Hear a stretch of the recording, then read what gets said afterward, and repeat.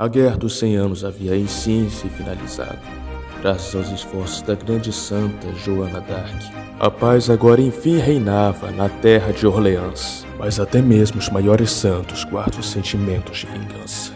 Poucas semanas após sua execução, a bruxa de Orleans retornou e num mero instante invocou vários servos para ajudar a destruir o país que ela havia ajudado a salvar não havia algum tempo. Mas agora tudo o que ela mais queria era se vingar daquele país que a queimou na fogueira até a morte. E esta era a Grand Morte da Caldeia, impedir a vingança da bruxa de Orleans.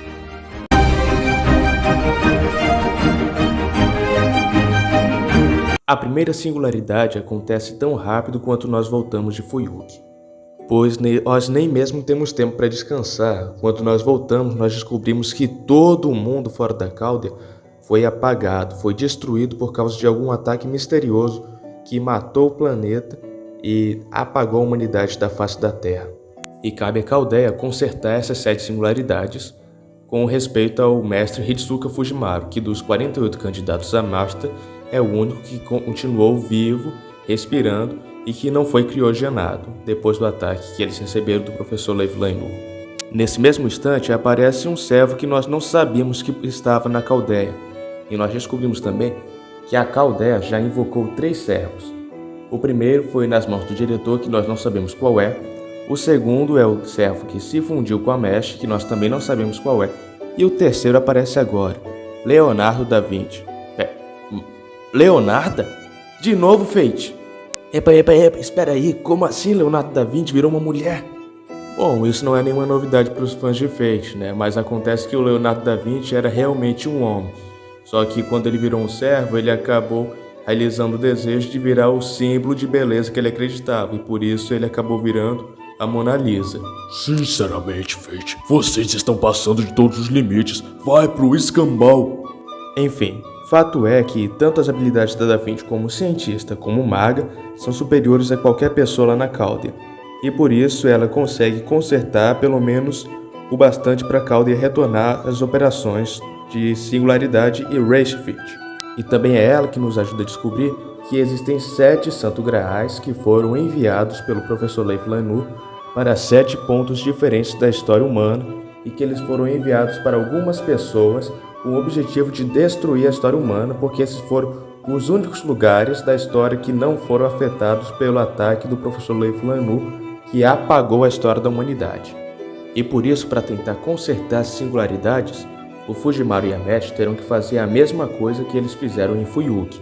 Eles terão que viajar até as singularidades, resolver o problema e recuperar o Santo Graal, com o objetivo de, dessa forma, tentar consertar a história da humanidade. Espera aí, mas eu pensei que o Santo Graal fosse um realizador de desejos onipotente. Existe alguma forma de derrotar as pessoas que têm o Santo Graal? Existe sim, vovô Muramasa. Infelizmente é algo bem complexo explicar o que é o Santo Graal, muitas pessoas ainda têm dúvidas sobre isso. Mas resumindo, ele é um meio de manipular a energia mágica. E se você quiser que eu traga um vídeo só explicando sobre o Santo Graal, deixa o vídeo daí nos comentários. Mas o mais importante que isso é que as singularidades nem mesmo são a real causa do problema. O problema está muito além da história humana, e eles precisam alcançar esses 7 graus exatamente para alcançar esse local que é a causa da destruição da história da humanidade. E é exatamente nesse momento que termina a explicação, nós já somos embarcados para a próxima missão de Race Feed. Fujimaru, Mesh e Folk acabam indo de Penetre de novo. E a primeira singularidade é durante a Guerra dos 100 Anos, ou melhor, algumas semanas depois que a Guerra dos 100 Anos acabou, praticamente uma semana depois da morte da Santa Joana d'Arc. E como os membros da Caldeia são um símbolo de inteligência, nenhum deles pensou em dar roupas de época pro Fujimaru ou pra Mesh. Mas quem poderia culpá-los, né? Eles não têm material para fazer essas roupas, né? E exatamente por eles estarem vestidos muito diferente do pessoal daquela época, logo eles são reconhecidos como pessoal de fora e são atacados pelos soldados franceses, que acreditavam que eles são membros da Aliança da Bruxa dos Dragões. Bruxa dos Dragões? Ué, mas é que horrível. Porque eu não lembro não de nenhuma Bruxa dos Dragões na história de nenhum herói, não, só. Calma lá, vovô Muramasa, tudo será explicado no seu devido tempo. Fato é que depois que eles terminam essa batalha contra os soldados e olham para o céu, eles percebem que o céu é bem diferente do que ele deveria ser. Não é simplesmente o céu azul, mas um céu azul com um anel branco de nuvens em todo o céu. Algo bem incomum e que, se possível, vou tentar deixar uma imagem aqui do que eles viram lá. Uma coisa interessante é que, apesar de o Fujimaru e a Mesh conseguirem ver isso, a Caldeia não conseguia sentir nenhuma irregularidade no céu. Por isso, investigar a origem dessas faixas de luz que cercam o céu se tornou uma das prioridades de pesquisa da Caldeia. E logo depois do Fujimaru e a Mesh travarem algumas lutas contra os soldados franceses, eles seguem eles até a base e encontram castelos destruídos e descobrem que o próprio rei da França foi morto pela bruxa dos dragões Jeanne d'Arc. E logo depois disso, aquela mesma cidade é atacada por exércitos de esqueletos e de wyverns, que Fujimaru e Mesh se oferecem para derrotar no lugar dos cidadãos daquele forte destruído. E durante essa luta, um certo personagem misterioso aparece, mas sempre que ela grita, todos os soldados franceses correm de medo. E logo que ela proclama seu nome, nós reconhecemos e sabemos o porquê. Afinal de contas, é a Server Ruler Joanna d'Arc. E nós percebemos que Joanna d'Arc está em uma situação bem difícil. Afinal de contas, ela perdeu boa parte das suas capacidades de Ruler, incluindo seus selos de comando e a capacidade de ver o nome verdadeiro dos servos. E não apenas isso, nós também descobrimos que há outra Joanna d'Arc se passando pela verdadeira que está bem na nossa frente, e que esta é a Joanna d'Arc que descobriu e ganhou o título de Bruxa dos Dragões. Em uma ligação, o Dr. Romani explica o porquê do professor Leivlanu tentar atacar Orleans. Acontece que a França foi a primeira nação do mundo a decretar liberdade e igualdade entre as pessoas, e por isso, atrasar isso em 100 anos atrasaria muito a humanidade e destruiria a história. Eu acho que essa ideia de igualdade e liberdade francesa é algo mais no papel do que na realidade, senhor. Bom, deixando a coerência de lado um pouquinho, o fato é que o Fujimaru e a Mesh precisam derrotar a Bruxa dos Dragões junto com a verdadeira Joanna d'Arc e fazer com que a França volte para o corrimento normal da história humana. Um dia inteiro se passa e nós vamos dormir. Durante esse tempo, a Mesh e a Joanna d'Arc conversam um pouco e é estranho para a Joanna d'Arc ser invocada alguns dias depois de ela ter sido morta, já que não há registro de tempo, passado, presente e futuro no Trono dos Heróis. Para ela é como se fosse a primeira batalha dela depois de ter morrido. Então, enfrentar a Bruxa dos Dragões e ver tudo o que ela faz, tudo que o povo da França sente de medo dela, é um peso pesado para Joanna d'Arc. Bem, quem poderia julgar, né? Afinal de contas, que tipo de tolo gostaria da ideia de lutar contra você mesmo? Quando amanhece, eles vão logo para a cidade de Orleans. No entanto, acabam parando numa cidade no meio do caminho, depois do Dr. Romani afirmar que havia o sinal de 5 servos lá dentro, e pelo fato de a cidade estar em chamas. E a Jeanne queria ver o que realmente estava acontecendo e se a alternativa dela, estava lá. E quando eles chegam lá, não encontram nada além de wyverns e de mortos-vivos que foram transformados a partir dos cadáveres daquelas pessoas. Depois de a Jeanne e a Mesh expulsarem eles de lá, eles encontram os 5 servos: Chevalier Deon, Marta, Vlad Drácula, Carmela e ela, a Bruxa dos Dragões, Jeanne d'Arc Alta. No primeiro momento, Vlad Drácula e Carmela lutam contra Jeanne e Mesh, mas acabam derrotados. E por isso a Jeanne Alta fica brava e luta ela e os outros 2 servos restantes contra nós. E o resultado, obviamente, né, Jeanne d'Arc enfraquecida e a Mesh, sem saber o nome do espírito heróico dela, acabam tomando uma surra e quase morrem naquele momento se não fosse por uma serva que apareceu no último instante, parando o ataque com suas rosas. A Rainha da Rosa, Marie Antoniette. Ei, Erla, o que é que tu acha que tá fazendo? Tu não é francês? Fala português, seu... Claro. A Rainha Maria Antonieta aparece e nos ajuda a lutar contra Jeanne d'Arc Alta. Mas mesmo a Rainha das Rosas não é capaz de derrotar a Bruxa dos Dragões. Por sorte, ela estava acompanhada de um músico chamado... Eu não acredito nisso! Mozart, é você! Eu sou seu maior fã! Exatamente. Mozart, ou Asmodeus, como é dito o nome do servo, acaba usando sua música, o seu fantasma nobre, e paralisa os seus inimigos por um instante, tempo suficiente para que todos consigam escapar. Mas é óbvio que eles conseguiram escapar. Era a música do Mozart. Quem não pararia para ouvir essa belezura, só? Mas não vá pensando que as lutas acabaram. Quando sim que eles conseguiram escapar, Jeanne d'Arc Alta manda a Ryder, Santa Marta, a Santa do Dragão, para perseguir toda essa equipe. Durante essa fuga, eles acabam encontrando uma linha de lei, que o Fujimaru usa para estabelecer um novo círculo de invocação. Isso é importante porque é através disso que o Fujimaru consegue invocar os Shadow Servants dele. Os Shadow Servants nada mais são do que uma possibilidade de o Fujimaru invocar uma sombra dos servos que ele possui na caldeia. Até esse momento da história, o único servo com que ele possui contrato é o Caster Kuchulen. Mas graças a essa base, ele pode invocar uma sombra desse caster para assim continuar lutando contra os seus inimigos, embora isso seja temporário e só dure durante as batalhas, além de não chegar nem perto do real poder do que seria se o servo fosse invocado de forma definitiva durante a singularidade. O fato é que conversa vem, conversa vai, Mozart e Maria Antoniette formam um contrato com o Fujimaru. Mas esse período de paz não dura muito, pois logo que anoitece nós somos atacados por uma horda de vários inimigos, e quando elas cessam, aparece um inimigo ainda mais perigoso e temeroso do que todas aquelas hordas de inimigos, a Santa do Dragão, Santa Marta. Diz a lenda dela que ela domesticou um dragão com suas orações, mas depois de ver ela lutando, a Cláudia tem uma impressão de que na verdade ela domesticou o filho do Leviatã na base da porrada.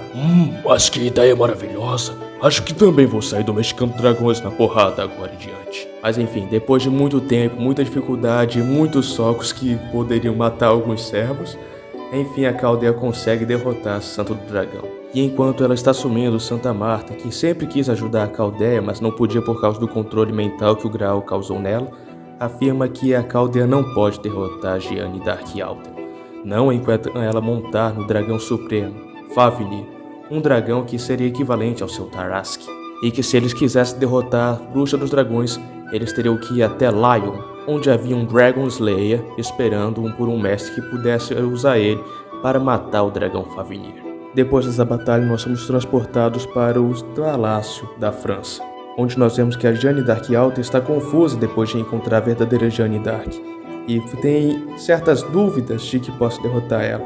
Afinal de contas, ela sente o sumiço de Marta e percebe que a Cláudia derrotou ela, e por isso ela deseja invocar um novo servo, e invoca o Berserker, o Cavaleiro do Lago, Lancelot. Mas onde acha? Quanta enrolação vai acontecer mais ainda aqui? Não dá pra essa singularidade ir direto pro ponto, não? Eu realmente peço muitas desculpas pela demora nessa história, meu caro Walter. Infelizmente, tanto Orleans quanto Septem sofrem de uma pequena dificuldade, que é o fato de serem as primeiras singularidades de Fate Go, e portanto ter a responsabilidade de tacar uma história para os personagens que tinham no jogo e infelizmente não tinham uma história em nenhum Fate. Por isso acabam sendo abarrotados de personagens ao invés de irem direto para a história. Tá, mas e o que já aconteceu com a Cláudia depois daquilo aconteceu só? Bom, eles vão por algumas cidades procurando Dragon Slayer, encontram algumas ruínas de algumas cidades e acabam lutando contra um outro servo aleatório que se chama Fantasma da Ópera, o qual é prontamente derrotado. Mas logo em seguida eles começam a registrar a chegada de 3 servos que estão por vir, além de um dragão muito poderoso que está chegando em Lion. E por isso o Romani manda eles fugirem naquele mesmo instante. No entanto, graças à ordem do Fujimaru, eles ainda continuam procurando Dragon Slayer, onde eles encontram ele dentro de um santuário. Mas para o nosso azar, o Dragon Slayer havia sido ferido por uma maldição da Bruxa dos Dragões e por isso não podia usar o seu poder total.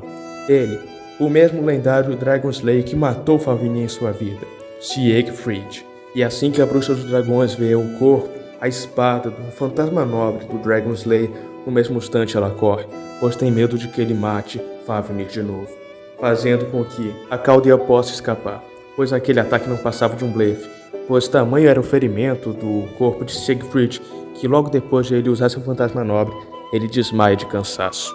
E durante a nossa fuga, nós vemos o exército francês sendo atacado por um grupo de Wyverns.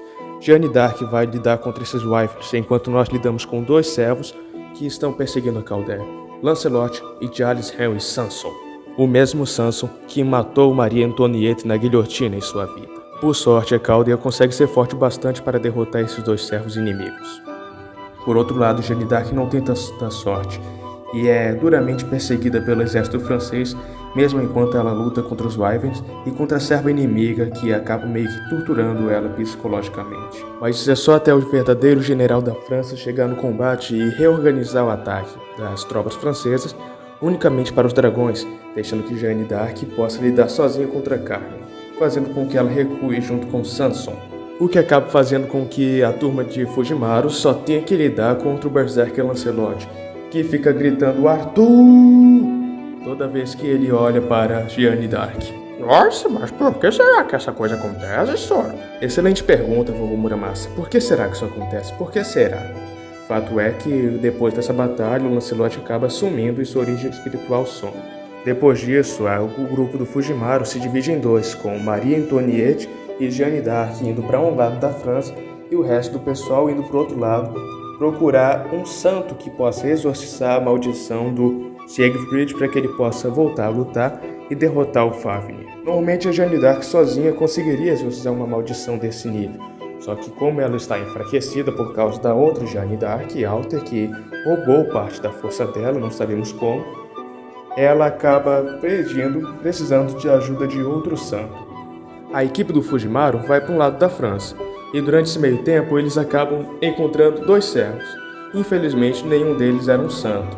Ao invés disso eles encontraram uma Berserker e uma Lancer, que são Kiyohime e Elizabeth Báthory, que acabaram meio que lutando contra a equipe do Fujimaru, depois de ele chamar eles de serpentes. Agora, parece que a sorte da equipe da Jeanne foi muito melhor do que a nossa, porque logo que eles chegam na outra cidade, eles encontram exatamente aquele servo que nós estávamos procurando, São Jorge. E para nossa sorte, ele também é um Dragon Slayer. Mas infelizmente nem tudo são flores. Naquele mesmo instante, Joanna d'Arc e Charles Henry Sanson estavam aparecendo ali. E por isso, São Jorge quase abriu mão de acompanhar a Calder, já que ele devia proteger os moradores daquela cidade. No entanto, Marie se ofereceu para proteger ele enquanto a verdadeira Jeanne d'Arc e São Jorge iriam até a Caldeia. No meio dessa luta, ela até consegue derrotar Sanson, mas é derrotada e morta por Jeanne d'Arc Alter. Mas isso dá tempo suficiente para que São Jorge, Jeanne d'Arc verdadeira, consiga escapar e encontrar com a equipe de Fujimaru e dessa forma finalmente conseguir exorcizar a maldição de Siegfried, possibilitando que agora ele possa lutar contra o dragão Fafnir. E para nossa surpresa, Elizabeth Báthory e Kiyohime também seguiram Fujimaru e até mesmo acabaram fazendo contrato temporário com ele. E nós descobrimos nessa hora que o Fujimaru tem skill de aranha de rank X, pois parece que Kiyohime se apaixonou instantaneamente por ele depois dessa batalha que eles tiveram. Oh, poderosa Shiki, perdoe os pecados dessa mulher. Não é possível que ela se apaixonou por alguém que bateu nela. Logo depois que a maldição do Sieg é exorcizada, nós estamos prontos para atacar Jeanne d'Arc Alter. Coisa que nós fazemos no dia seguinte, depois de ter uma linda conversa do Mozart com a Mesh. E é um dos meus diálogos favoritos. Se tivesse um top 10 de cenas da singularidade, esse diálogo estaria no meu top 10 com certeza. Durante esse ataque nós acabamos derrotando a Atalanta, que apareceu só para apanhar nessa singularidade mesmo. E logo depois disso nós vamos lutar contra a Jeanne d'Arc Alter com a nossa Jeanne d'Arc verdadeira. E durante isso, para nossa surpresa, Gilles de Rais aparece com o exército francês, lutando, puxando todos eles e dizendo que a santa francesa, a verdadeira Jeanne d'Arc, está lutando e protegendo eles da bruxa dos dragões, fazendo assim, deixando bem claro que todo mundo na França agora sabe a verdade sobre Jeanne d'Arc. E assim, para resumir o que aconteceu depois disso, porque teve muita luta, assim, algumas desnecessárias, enfim, todo mundo que estava do lado da Jeanne d'Arc Alter acaba sendo derrotado. Nada de muito especial para detalhar sobre essa luta, exceto uma que eu gostei bastante, que foi do Sanson contra o Mozart, que é uma luta que fica ainda mais bonita quando você lê o mangá de Turas Realta. O Mozart tocando o Requiem conforme o Sanson vai tendo o Sandgraph dele sumindo, é uma coisa que eu considero uma luta muito linda e que é uma pena que o jogo não tenha conseguido retratar a beleza que essa luta poderia ter tido. E logo depois, por fim, nós temos a luta definitiva, que é a Siegfried vs Fafnir. Uma luta mortal onde os dois estavam com possibilidades iguais, tanto de perder quanto de vencer. Mesmo que agora o Siegfried fosse imortal graças à proteção que ele ganhou do Fafnir. Era uma luta que, mesmo em vida, ele não sabia como ele poderia ter vencido, exceto por um milagre.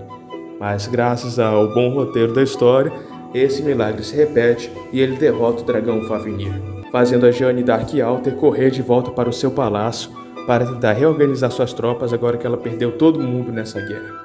E enquanto a maioria dos servos ficaria para lutar contra os Wyverns, Fujimaru, Kiyohime, Elizabeth Báthory e Jeanne d'Arc correram para o palácio para perseguir Gios e Jeanne Dark Alter. Dentro desse palácio, Gios parou no meio do caminho para segurar a Caldeia, enquanto Jeanne d'Arc tentaria invocar outro servo para ajudar eles a vencer a Caldeia.